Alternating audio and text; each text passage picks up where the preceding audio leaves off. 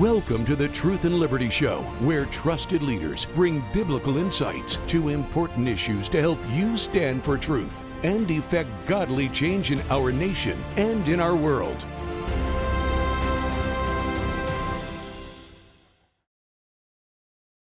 Hello, everybody, and welcome to the Truth and Liberty Show, where we've got a great program lined up for you today. I'm not hosting today, but my good friend Janet Porter is, and you won't want to miss today's program. Janet is the founder of Faith to Action.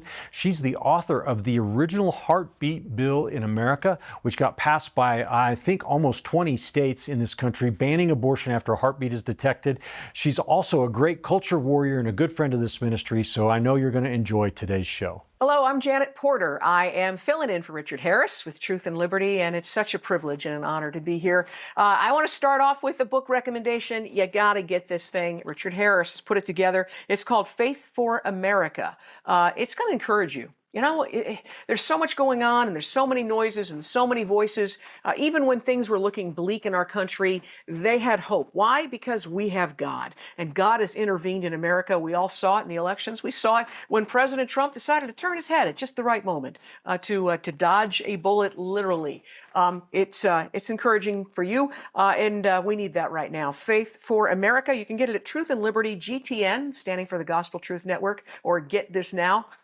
Truth and LibertyGTN.com. Get a hold of Richard's book. You will not regret it. I have an author, a best-selling author, who's going to be joining with in just a minute. But I just want to make a statement. You know, sometimes there's a lot of people talking about where we're going as a nation. There's a lot of really good things happening. You know, our border's becoming secure. Our gas prices are down. We're seeing tax cuts. We're seeing all kinds of really, really good things. But we've taken a step back in an area that we need to advance in. We saw it in the life issue. We saw the Republican Party platform weakened and watered down really, really bad. We saw abortion treated as a liability in the election, that, oh no, we've got to hide from this issue. We got to remember that Kamala Harris spent, hundreds of millions of dollars to run on the issue of abortion and lose on the issue of abortion. So I want to call out all the pro-lifers who are cowered in the corners and saying, well, we're doing other things that are good, and we're helping kids from mutilation, we're doing other things. But you know what? This is not the time to back down on life. And this is not the time to say, oh, well, it's a states issue, so let's just let the blue states be blue. Let's let the death states and the life states. No. Life is not a state issue. It's not only a state issue, because it's a constitutional life. It's a God-given issue. It's guaranteed in our Constitution, and it's inalienable. It's something that we cannot legislate away. And what the 14th Amendment says, it says, nor shall any state deprive any person of life. Well, that's what's happening in California and New York and all the blue states, purple states. It's all happening with these ballot initiatives. But it's a violation, a direct violation of our God-given inalienable right and our Constitution, which every member of Congress, the Supreme Court, the President, the Vice President, all swore to uphold. So I'm reading the Constitution. I find out there's something in it I missed. In Section 5 of the 14th Amendment that says we have equal protection under the law. The same amendment that says, nor shall any state deprive any person of life. In that, it says Congress shall have the power to enforce by appropriate legislation the provisions of this article. In other words, hey, all you guys who swore to uphold the Constitution, guess what? You're supposed to enforce it. You need to enforce that part about equal protection. And it's not just a state's issue any more than liberty is a state issue. Liberty is a national issue, because you know what? If we didn't take that seriously, if we didn't deal with it federally, then we might have some slave states today. No. Liberty is a God-given right. It's one that can't be taken away. It took a civil war to get us there, but I'm going to tell you something. God is still the same God that wrote with his finger in stone, thou shalt not kill. And you know what?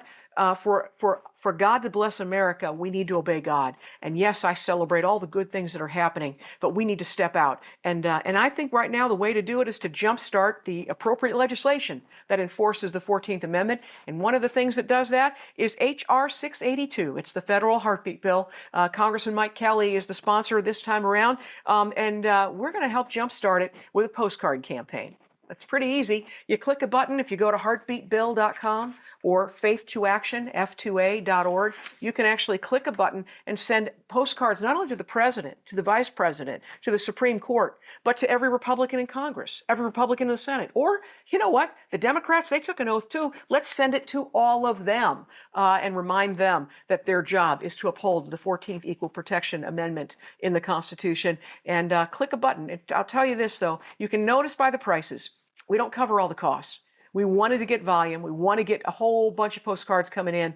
So if you'd like to make an additional donation, can help pay for the printing and postage, because we're sending tangible postcards from you to members of Congress, the Supreme Court, the President and Vice President, explaining to them that slavery isn't a state's issue, that to deny a heartbeat is just as slavery isn't a state issue, then neither is right to life. It's God-given, it's inalienable, and guaranteed in the Constitution they swore to uphold.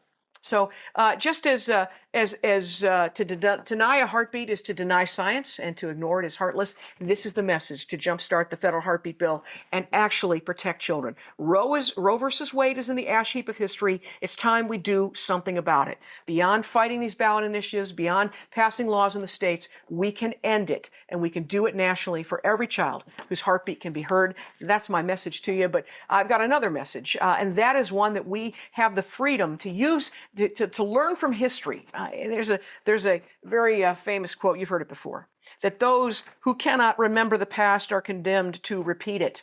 Well, we've got a guest who's going to make sure we don't repeat the history of some things we've gone awry. His name is Bill Federer. He's been a friend of mine for many, many years. He stayed with my husband and I during the Republican convention. He's an author of America's God and Country. He's written I don't know how many books you up to, Bill? 30. 30. Oh my goodness. This one's my favorite. And this is one when we were together in Washington, the Speaker of the House, Mike Johnson, was the keynote, and he sees you in the audience. He says, "There's my friend, there's Bill Federer. Hey, Bill, I got your book. It's on my desk. I use it every day." Or I don't know if he said every day, but he uses it a lot. And it was, in fact, you heard it in his recent quotes about the big, beautiful bill. He quoted several of our founders, President Reagan. All of this can be found in your book. But you've written another book. Tell us about it, especially in light of the fact that we see in New York an advancement of what President Trump calls a communist. They go by the democratic socialist, but pretty soon you run out of other people's money. We've got a guy who's likely to be the next mayor of New York, Zohran Mamdani, I think is how you say it. He's a guy that he's pretty racist. He wants to tax white neighborhoods disproportionately. He's against the Jewish race. He's also somebody who wants to give every free program under the sun and make the taxpayer pay for it. If there weren't enough people leaving New York, there'll be a bunch more. We just welcome you, Bill. I'm just so grateful that you've got the background of what people do to promote this nonsense and what we can do to stop it. So first off, welcome, and thank you for being with us. Well, thank you, Janet. And before I get into my topic, I wanted to let everyone know I did a brand new book with my son. It's called Courageous Christianity, and it goes through the muscular Christianity movement of the 19th century, which is the 1800s. And this idea that you can be a strong Christian so that you can defend the weak, you can stand up for righteousness, no more of the wimpy stuff. Teddy Roosevelt, who lived in New York, was the epitome of muscular Christianity. And anyway, that's a book for another interview. By the way, I want to interject that. That's the book that talks about the fact that the YMCA was founded for the Christian Men's Association. They were the precipice for the Olympics, right? Right. Am I getting that right from our last conversation? Yeah, that it was the athletes that in 1844 was when it was founded. It quickly went around the world. Instead of young men going to taverns, and they could go to a place where they could have Bible studies and pray and then exercise. And within 10 years, it's in a dozen different countries, and then they would exercise and compete. And then somebody saw that French guy named de Coubertin, and he says, "Hey, let's bring back the Olympics." And one of the sports that was invented by the YMCA was basketball, and it was an evangelistic tool. So you go to China and try to witness on the street, good luck with that. But if you play basketball and the Chinese young men see it and you say, "Hey, you want to play? I'll show you how." And you get to be friends, and then you sit down, you're winded, and somebody opens up a Bible. and it That's became the fantastic. best inner witnessing tool worldwide. Cuba, India, Philippines, all around. And anyway, Seems like we've fascinating lost book. sight of that, but that's great. The book, once again, hold it up one more time so we can see This that one one. is called Courageous Christianity: That's How great. a 19th Century Revival, right, Charles Finney, gave birth to the muscular Christianity movement, YMCA athletics, and a youth-led movement to save the world, right? Because these youth were going on missionary trips all around the world, and the YMCA's was where they would have revival meetings. So So it's interesting fascinating. that that song is what has been the theme song of President Trump. It's just we just got to take it back to its Christian heritage and not to how it's been altered or perverted. But let's get to the matter at hand here. When you're looking at New York, when you're looking at the campaigns that have pushed socialism, you've got some background on that. Let's hear about it. Yeah, so that book is called Socialism, the Real History from Plato to the Present. And why Plato? He's the first one that talked about everybody owning everything in common. And it sounds good till you think it through. Somebody has to be in the government handing out the common stuff. And they're always going to be tempted to want to funnel a little extra to their family and friends and hold back from someone they don't like. And it gets discretionary. And the saying is, he who holds the purse strings has the power. So every attempt at everybody owning everything equally always ends up with a deep state bureaucracy passing out favors to their friends with the most corrupt guy at the top, a dictator, right? So you got the USSR, Union of Soviet Socialist Republics. Nazi stands for National Socialist Workers Party, right? You got Kim Jong Un in North Korea and the CCP in China. Socialism is a bait and switch for dictatorship. And so Karl Marx said that communism can be summed up in a single sentence: abolition of private property. And Lenin said socialism is a transition phase to communism. And so, abolition of private property. It's interesting that when the children of Israel went into the promised land, every family was given what? Property. If you own property, you can accumulate stuff. The Bible called that being blessed. And you can give away some of your stuff. The Bible called that charity. And it's voluntary. Well, when socialism takes away your stuff involuntarily and gives it to somebody you'll never meet, and they don't care where the money came from, and people say, well, wasn't the early church socialist? No, the early church was the early church. Socialism is counterfeit early church. And the differences between the word voluntary and involuntary. That's right. So the early believers owned property, and some of them sold it and laid it at the feet of the apostles for the church to distribute. And the church would have orphanages and take care of the poor and feed the widows. And well, it wasn't the early church having their property involuntarily taken away, and they were forced to lay it at the feet of Pilate for the Roman government to redistribute. Here, Roman government, here's a little more money for you to distribute. No, that they'll funnel it to their, and you, uh, whenever the government gets involved, there's always a political element to it. When the church helps people, they actually have a word. It's called disinterested benevolence, right? So you are giving money without any anticipation of something in return. You're just helping somebody because you want to act like God and share the love of God. And so you're moved with compassion to help somebody. And that person feels the love of God through a real person.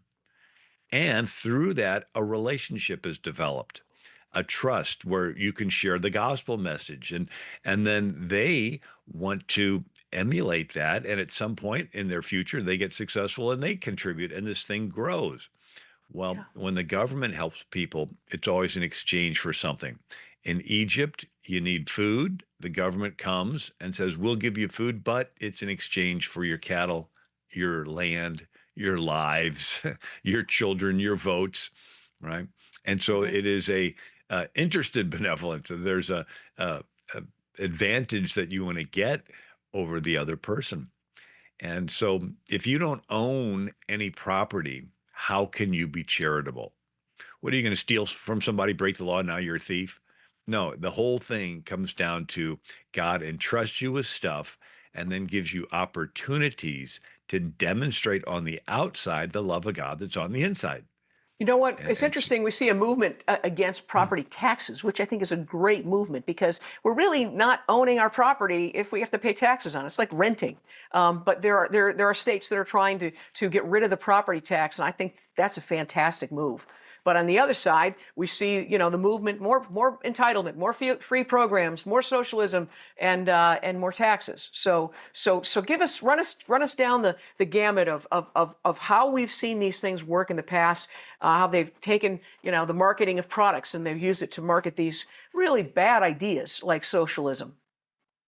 right. So there's two ways to get people with freedoms to give up their freedoms. One is fear, and the other is free stuff. Right? If you get the population in fear, they will panic and knee-jerk reaction. They'll surrender their freedoms to some political leader who promises to fix it. Like Um, COVID-19, for example. like COVID-19, like these different pandemics, and they'll want to pass something in the past, and then they'll whip the country up into a panic, By the way, and then I just want to everybody. interject here. I just have to say this. It's so great to know men and women of courage that stood in that time, that said, you know what, we're not going to not meet together. We're not going to let the government control what we do. And one of the people that did that is Andrew Womack, who sued the governor of Colorado, I think twice, when he finally said, "Uncle, you leave me alone, I'll leave you alone." But ultimately he stood, and he stood really in the face of such adversity that he could have lost his freedom and his ministry. But what an encouraging thing to look back and say, hey, you know what? I know that guy. He stood against it and won. And so freedom is one, and free stuff's the other. Yeah, yeah. I am reminded, Andrew was sharing how he put it all on the line. And Yeah. being such a large ministry, all the smaller ministries were benefiting from him taking a stand. They were like under his umbrella. Hmm. If he would have caved, then they would have not had any ability to resist. And but he shared how they were having a hearing, and he was getting up and getting dressed, and his wife Jamie was getting dressed too, and he says, well, why are you getting dressed? And she said, well, they're probably going to arrest you today, and they'll probably stick the camera in my face and ask me for a comment. And I mean, here, even Jamie In thought that America. Andrew was going to get arrested. I mean, Hmm. he literally put his entire ministry on the line, but he had faith and said, Praise the wait a Lord. second, it is not right that abortion places stay open, big box stores stay open, marijuana shops stay open, abortion Liquor clinics stay stores. open, but you got to shut down a church. Mm. And then the governor of the state was telling protesters, oh, okay, you can meet together and riot and exercise your First Amendment rights, but at the same time tell churches you can't meet together and can't exercise your First Amendment rights. It was so obviously arbitrary that the governor lost in court. But Which leads thank me to the God. Reagan quote that says, evil is powerless if the good are unafraid. Just thought I'd interject that because of the Yeah, courage of yeah. people like Andrew Womack. So yeah, it can happen if you let it, but if you stand and you fight, then we see the victory. So you mentioned one is fear, and the other is free stuff. Right. So a drug dealer takes over a neighborhood two ways. He can come in with guns and get everybody into fear, or he can give away free drugs until you get hooked. And then you want some more free drugs, you're going to incrementally give up your freedom till before you know it, you're selling yourself into prostitution.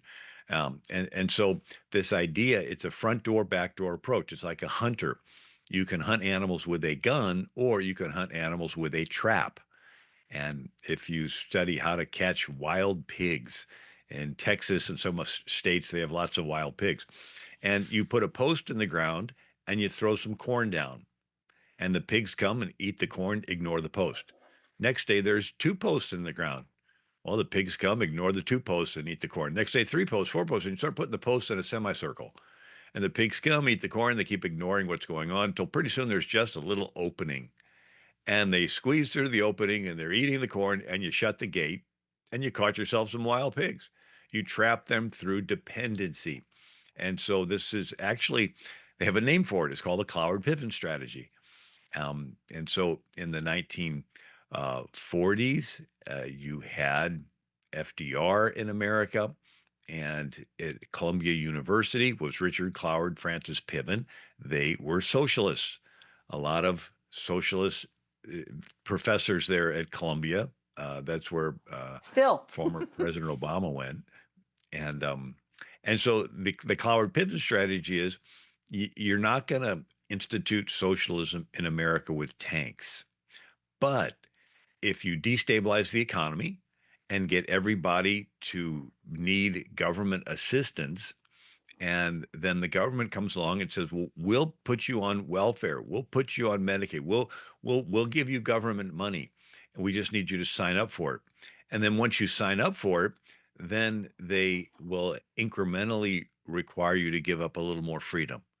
Like, okay, you have to, in order for you to continue to get this, you have to let us track you where you go. You've got to get rid of the guns in your house. You can't have a father in the home if you want to continue with the welfare.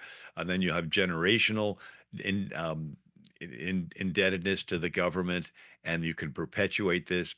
So Lyndon Johnson instituted this Cloward-Piven strategy. He called it the Great Society Welfare State. So you want to get as many people as possible to sign up for welfare, and then they'll be willing to give up their freedom to keep the welfare coming. And then Lyndon Johnson changed the immigration quotas in 1965. So prior to then, most immigrants came from countries that had a Judeo-Christian work ethic, and it was considered a social stigma to receive welfare.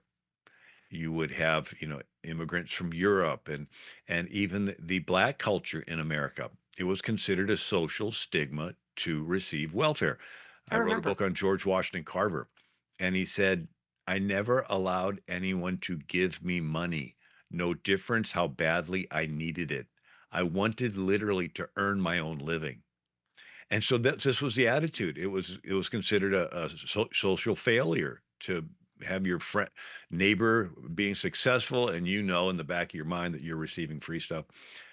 It's actually a phenomenon that's studied by psychologists that if somebody receives free stuff long enough, it hurts their self-esteem, and they begin to want to blame somebody for their low self-esteem, and they end up blaming the entity that is causing the problem, the government that's giving them free stuff. They end up hating the very government that gives them the free stuff. It's this bizarre And psychological. hating those that are creating jobs and businesses and people that have worked for money. They end up, remember the whole Occupy movement? That was all just based on envy, really, and funding from George Soros and his ilk. So give us some of the techniques, though. I want to learn how we got here to learn how we can get out of here.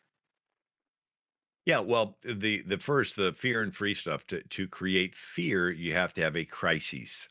So if everything's fine, why do I need to give up my freedom to settle for an answer if everything's fine? You have to create division. And this goes back to Lucifer, goes back to him being in heaven. He's a beautiful angel. And then he gets puffed up with pride. And in Luke 14, he said, "I will ascend to the mountains of the north. I will put my throne above the throne of God. I will be like the Most High. I will. We got two wills going on in heaven, and they're not the same will. So there's division, there's conflict, there's war. There's war in heaven. And there can only be one will for there to be peace, and it's God's will, and it's a good will, and he created you out of nothing and wants to love you forever, right? But when Lucifer comes along, there's two wills, and so he's cast out of heaven, and he goes into the garden, and he gets Adam and Eve to sin and choose their will over God's will, and he sows division. Gets Adam to blame Eve, and then he gets Cain to kill Abel, sows division. There's an interesting story of Abimelech. Who's he? Gideon uh, rescues Israel from 100,000 Midianites, and then Gideon has lots of sons, and he also has an illegitimate son named Abimelech, and his mother was from the town of Shechem. And so now Abimelech is all grown, and he goes to the town of Shechem, and he says, Is it better for you that all the sons of Gideon reign over you? Remember also that I am your bone and your flesh. And his brethren spake of him in the ears of the men of Shechem, and their hearts inclined to follow Abimelech, for they said, he is our brother. So he's identifying with these people on a fleshly level, right? He's a bro. He's one of us, right? And whether he's good at what he does or not. And then he goes to the pagan temple in town, temple of Baal Berith, and he takes 70 pieces of silver with which he hires vain and worthless persons which follow him to do what? Create violence and kill and go to his brother's half brother's house at Ophrah and slews all the brethren. And then it says the men of Shechem made Abimelech king. So let's analyze this. You got the nation of Israel. It's one. It's at peace. There's no outside enemies, right? Gideon just defeated 100,000, so no country's thinking about invading. But on the inside, you got somebody that wants power, and he sows division, and he gets people to side with him on a fleshly level. And then in the confusion, he seizes power and makes himself king. Now, the Hebrew Republic would have ended here rather than a century later with King Saul, had not somebody threw a millstone over the wall and it killed Abimelech. But this idea of divide and conquer, there was a Indian advisor to a king, Chandragupta, and this Indian advisor was called Chanakya, and India was a bunch of kingdoms. And so he came up with the idea of sowing division between the kingdoms, and in their confusion, Chandragupta could seize power. But Machiavelli brought it to Europe. And so 500 years ago, Italy was a bunch of city-states: Venice, Genoa, Naples, Florence, Siena, and they always fought. And Machiavelli thought if one prince could control all these Italian city-states, it would stop the infighting. So he writes a book called The Prince, where he advocates the ends justifies the means. The end of one prince controlling all of Italy is such a good end because it'll stop all the infighting, that any means necessary to get there is justified. Lie, cheat, steal. So if a prince conquers a city and the city does not want to be conquered, they would hate him. But if the prince pays criminals like Abimelech did, vain and worthless persons, to do what? To commit violence and smash windows and set things on fire and Well, this is sounding causes familiar. people to panic, then everyone will beg for some government leader to come in and restore order, and the prince will come in and get rid of the very criminals that he bribed under the table to commit the violence, and the people will praise the prince as a hero, and he'll end up taking over as the king, right? And so the Machiavellian attitude is summed up in the alliteration: create or capitalize on a crisis to consolidate control. Create or capitalize on a crisis to consolidate control. So it You really doesn't surely matter what want the to, crisis is. Your goal is to get people to panic and surrender a little bit of their freedom. because you don't want a And crisis to go to waste, as Rahm Emanuel said. Interesting that they pay the agitators, and then they raise someone up out of that group as a solution. That's interesting. We've seen some of that mirrored in America. I want to talk about some of that when we come back. My guest is Bill Federer. He is a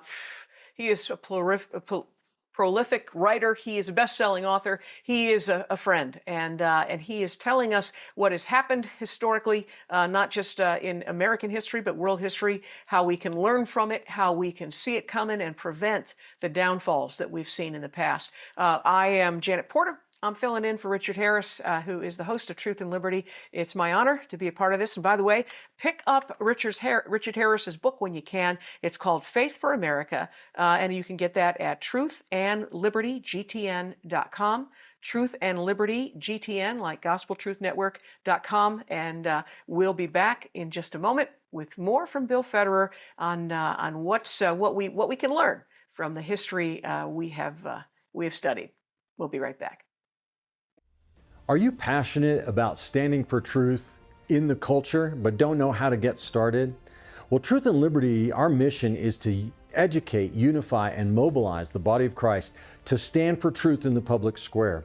And as part of our mission, we provide you with an amazing array of resources on our website. And our website has just been revamped, remodeled, and retooled to be user-friendly. And I'm so excited about it because I believe that there's nothing like it out there anywhere. I want to encourage you today to go to truthandliberty.net and check out the Resources Center and the Get Equipped Center.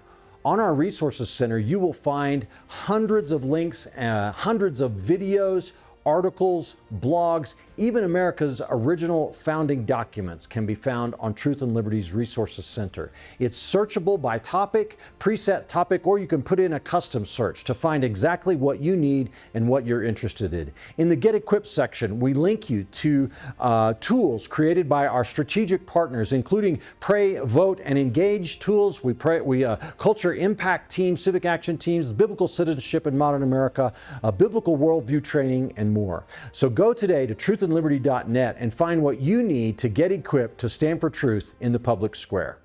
Welcome back. I'm Janet Porter, who is guest hosting today for Truth and Liberty, and I'm very, very privileged to be here with my good friend Bill Federer.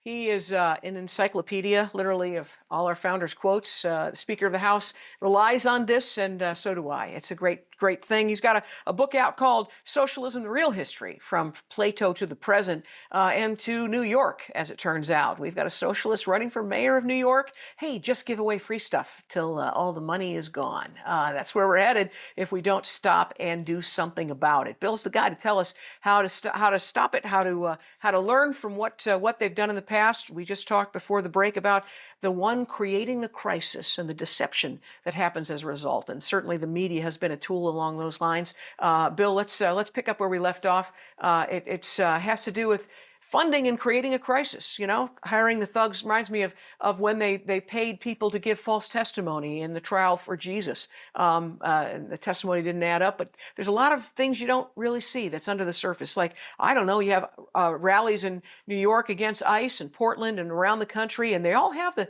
same equipment. And then the anti-Jewish Columbia University and around the country, they all have the same tents. Interestingly, they've been funded by someone, but this is nothing new, is it? Right. As a matter of fact, Saul Alinsky, who Obama had worked with the Alinsky organizers in Chicago, he said that you cannot keep your followers on an emotionally motivated high level on one issue for a long time. So you need to keep switching up the issues. But it's the same people that you're mobilizing to carry out your agenda. And so it's Occupy Wall Street. And then it's autonomous zones and Black Lives Matters and I mean it's one crisis after another, but it's the same people that are being mobilized, and they don't even know the recent history.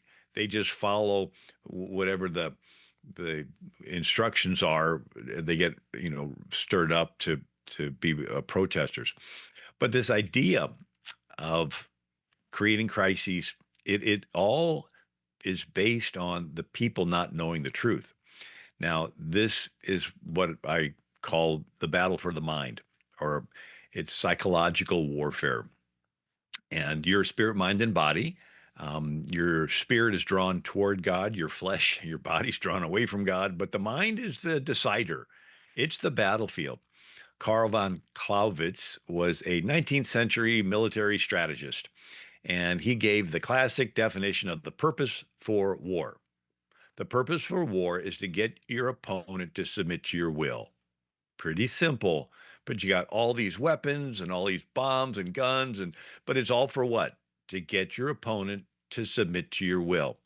Well, then you have Sun Tzu's Art of War, 5th century BC, China, and he said, supreme excellence in a commander is to get your enemy to surrender without a fight, right? So it's a war, but if you can make them think you're more powerful than you are and make them think that they're weaker than they are, and you want to demoralize them and get them in fear and confusion, they'll surrender without a fight. I mean, what could be better than that? Mm-hmm. But the next step is what's called 5th generation warfare, where you get your opponent to submit to your will without them waking up and even realizing that they're in a war. If the goal is to get them to submit to your will, And you can do that without fighting, but even better, do that without them even knowing that there's a war going on. And so it's called psychological warfare. In World War II, the Allies had airplanes dropping pamphlets down on German villages that would say, your side is already lost. Your commander just hasn't told you yet. And these people would be like out in the trenches fighting. It's like, I read this pamphlet, said we already lost. I mean, it would demoralize them. And then the Japanese did it to us with Tokyo Rose, a Japanese woman, but she spoke in English, had this, seductive voice, but she'd be on the radio and the radio waves would go across the ocean to the ships. And she'd say, you Americans are terrible and horrible. You're doing this terrible stuff and that terrible stuff. And it would demoralize our guys. It's in the Bible. 12 spies went into the promised land. 10 came back with a negative report. Yep. There are giants in the land. The land devours the inhabitants thereof. We're grasshoppers in their sight. And they so put fear into the Israelites that they said, let's stone Moses and go back to Egypt. By the Boom, way, all none of just the things they instantly. said, but none of those things they said were true. Because we find out later that they were shuddering in their boots because they had heard about the miraculous things God had done. He split the sea and we walked through dry land. They were the report was not only one that induced fear, but it was also inaccurate, factually inaccurate. Yeah, yeah. And so this idea that the Israelites were defeated in their mind, they Hmm. were defeated in their brain. They never even got a chance to fight, right? Because they gave up, they surrendered in their mind because of this psychological warfare message that got in. In a flip side, Gideon, there's 100,000 Midianites. That's a pretty formidable army. And Gideon has 300 with torches under a clay pot. And then at the same time, they'd break the clay pot and hold up the torch and blow the trumpet. And so here's Gideon's 300 men standing around 100,000. And it's in the nighttime, it's pitch black, it's dark. They smash it, they blow the trumpets. And the Midianites get up in the dark and they're rushing and bumping into each other and pulling out their sword and start killing each other. They were defeated in their mind. It was all a psychological operation. Hmm. And so we begin to see, wow, this is all over. The big aspect is you want to get your opponent to be discouraged, the shock and awe. You want to demoralize them, to disorient them, to distract, divide, and basically get them into fear. But then over and over again, God tells his people, anybody that's afraid, go home. Fear not, fear ye not, fear him not, fear thou not, fear them not, ye shall not fear no evil. So God is saying, look, trust in me, have faith, don't yield to psychological warfare.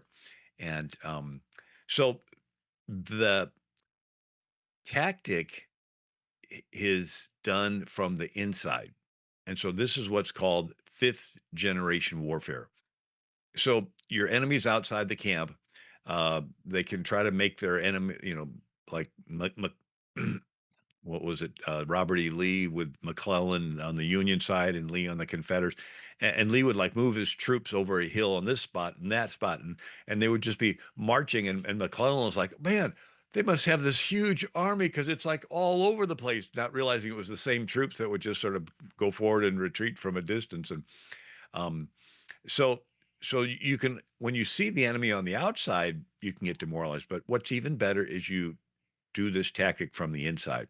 And so this fifth generation warfare, old fashioned battles, you'd have two columns and then two flanks. Well, what's the fifth? That's your spies in the enemy camp sowing this confusion. And so Cicero said, a nation can survive its fools, even the ambition, but it cannot survive treason from within. An enemy at the gates is less formidable, for he is known and he carries his banners openly. But the traitor moves among those within the gates freely. With sly whispers, he's heard in the very halls of government. He works secretly to undermine the pillars of a city, infect the body politic so that it can no longer resist. And so in ancient Greece, you had Philip of Macedon. He's the father of Alexander the Great. And he takes gold and bribes some of the 6,000 citizens in Athens to betray their own city. And so when they would get together in their agora marketplace and discuss politics, there was no king. It was just the people talking. And some people say, we need to get our defenses going. Philip is conquering Thebes. He's conquering Amphipolis. He's conquering these cities and he's headed toward Athens. And we need to get our military. And these paid traders would stand up and say, wait a second, let's not get carried away. I heard Philip is not conquering these cities. He's liberating them. He's freeing them. And the people actually like him. And these paid traders would gather around them, what Lenin later called useful idiots, right? The college students that hold up the signs. So it's like, why are you out here? I'm not really sure. I don't know what river to what sea. It's just, and these useful idiots would join together with the paid traders, and it would so confuse the city of Athens that when Philip marched up to the gates, they couldn't mount an organized defense, and they throw the gates open, and Philip comes in and takes over.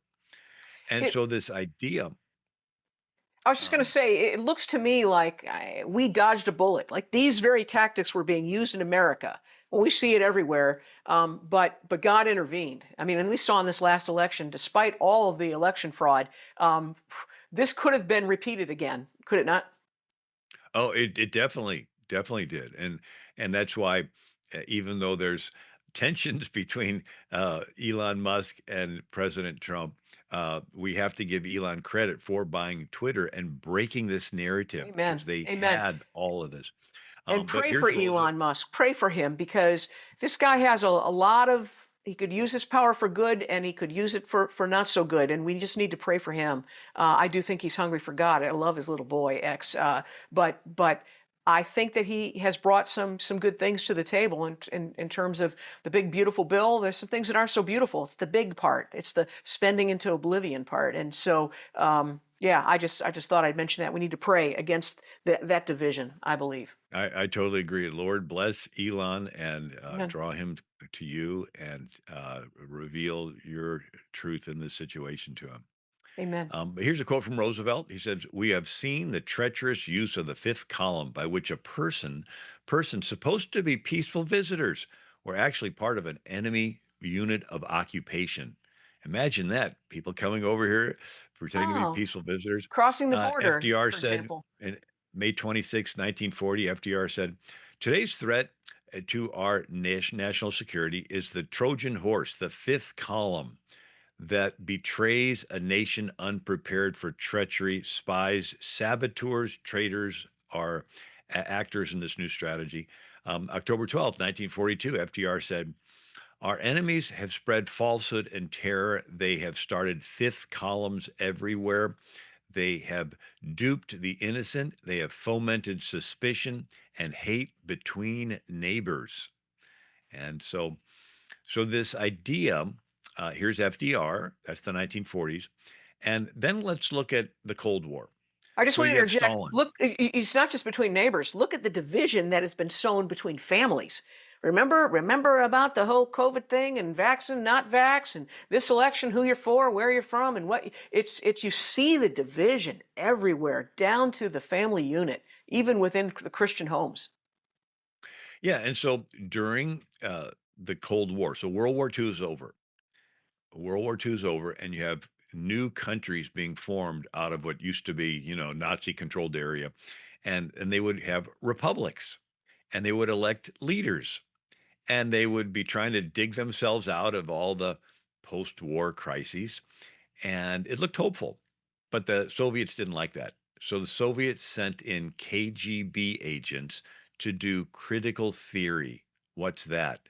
That's where you observe all the groups in a country: ethnic groups, Bosnians, Croats, Serbs; religious groups, Sunni, Shia, Orthodox; economic groups, racial groups, it doesn't matter.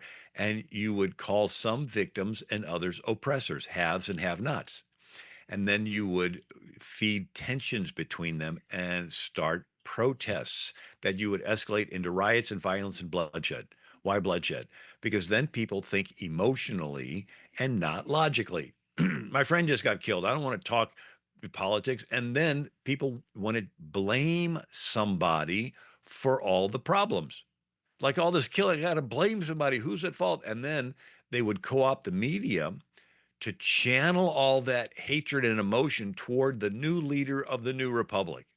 It's his problem. It's his fault. It's his fault. And as people began to believe the media, that new leader's popularity would go down. And when it went down enough, they would do a coup or a rigged election and replace the leader with a Soviet puppet. So Eisenhower approves Operation Ajax under the CIA director, Allen Dulles. And it's the KGB thing in reverse.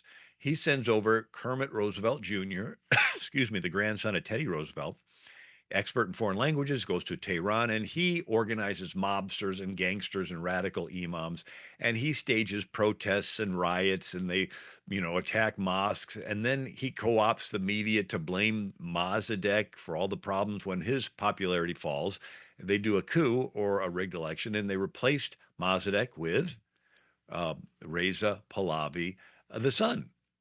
And he loves America, and he is pro America, and he's Cadillac Seville. That model of car was made in Iran. All Hmm. right. I mean, it was like moving up, becoming more modern and all pro American until Jimmy Carter. And Jimmy Carter, with Zbigniew Brzezinski, all right, the national security advisor whose daughter Mika is on the MSNBC, they decided to pull the rug out from underneath of our ally and turn Iran over to the Ayatollah. And so they staged these. Carter was in touch with the Ayatollah while he was in exile in France, and then sort of stands back while the Ayatollah takes control. And then once Iran is in charge, is controlled by the Ayatollah, it starts funding Hezbollah and Hamas and the Houthis, and they're spreading this Wahhabi violent religion. And so whenever you see Iran this, Iran nuclear weapons, Iran, thank Jimmy Carter, right? Hmm. But we're talking these tactics. And so you have these I regime just want to change. interject. I got to interject in this place just to say, as you're telling about all the kinds of things that are happening, that we saw the Israelis go in undercover, and they actually all at once took out those who were building the nukes in Iran. And then what we saw the president do with Operation Hammer, to see that he basically saved, I believe, the world from a nuclear terrorist country, from an Iran that chants death to America, death to Israel. And I just want to say, thank God for President Trump. Thank you that he stood with Israel and intervened in that case. But you're saying a lot of these problems all began when we got involved and other nations got involved, when we could have had a modern Iran that women there could have experienced freedom. But where it is right now, there needs to be some kind of change. So go ahead. I'm sorry. I Yeah, and didn't we mean to need to interrupt you. pray I just had to for them. interject that. Yeah, amen. You know what we do? Uh, And pray for the Christians in Iran who were celebrating when the nukes were taken out, who are actually, they want freedom, they long for freedom. And so, Father, we just pray for the Iranians, yes, those yes, Christians who are longing for freedom, and those who don't yet know you, that they will have the freedom to know you and practice their faith in Jesus' name. Go ahead. yes. Um, yeah, I wished that we would have let Israel finish the job. Why? Remember when George H.W. Bush was going after Saddam, and then he stops, and the message to the Iraqi people was, on the inside, you rise up against Saddam, but H.W. Bush stopped short of Baghdad, and then pulls out. And then you have Bill Clinton, but then you have George W., and he comes back in, right? And he's going to get rid of Saddam. Well, what happened?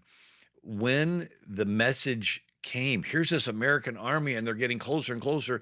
And there were people in Iraq that said, hey, this is our chance. And they were planning from the inside, and they were becoming more visible and more open about it. But when George H.W. Bush stopped short and pulled back, Saddam simply identified all the people that believed America was going to come in, and he rounds them up and kills them. Mm. So what has happened since the bombing of Iran? There was this message that had gone out, oh, regime change. It's the people of Iran, rise up against your Ayatollah. Well, guess what? Some people believed us, and they did begin to rise up, and they did begin to organize, and they became more public about it. But then when the message was given, stop, Israel, no more, they were this close to wiping out all of the Iranian leadership. But when we said stop and then we pulled back, guess what they're doing right now? They're rounding up all the people that believed us and said, "Oh," or at least thought there was going to be regime change, and they're killing them, Mm, hundreds of them. And so we need to pray for those people in yeah. Iran right now. Do you But think that'll that's be in the discussions? As I understand, the Prime Minister from Israel, Benjamin Netanyahu, is meeting with the president this week. Is there any discussion of maybe let us finish the job, Mr. President? I know that ceasefire seemed like a good idea. I don't know. You think that's on the table for discussion? Um, I mean, there are some things that I'm privy to and other things I'm not. Yeah. I would hope that they would be able to have that regime change because we have to remember um, between 1954 up until Jimmy Carter abandoned the Shah, what was that? 1979, I think, somewhere around there. You had Iran was as pro-American, or if not more pro-American than Israel.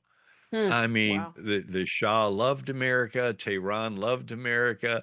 They were, building stuff, like Cadillacs and cars and automobiles, and and so, but one of the tactics of the psychological warfare is you sow this division. You have the fifth column going in.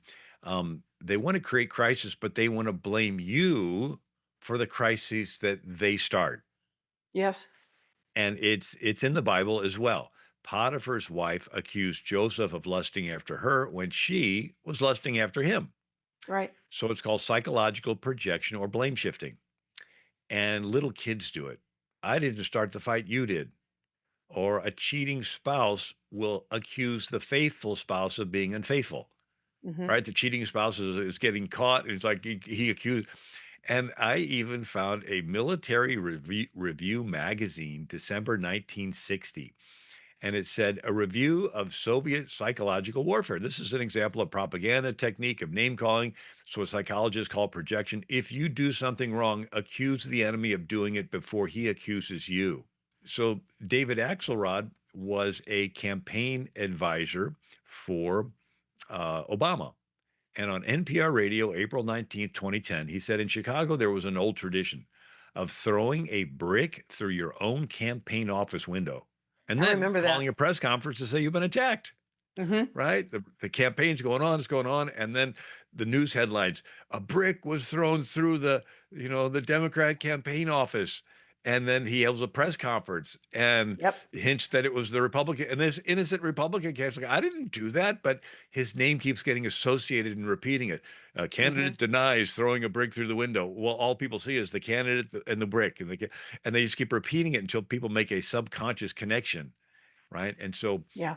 Nancy Pelosi called it the wrap-up smear, Yes. where you say negative things about your opponent, and then it picks up by the press, and it gets spread.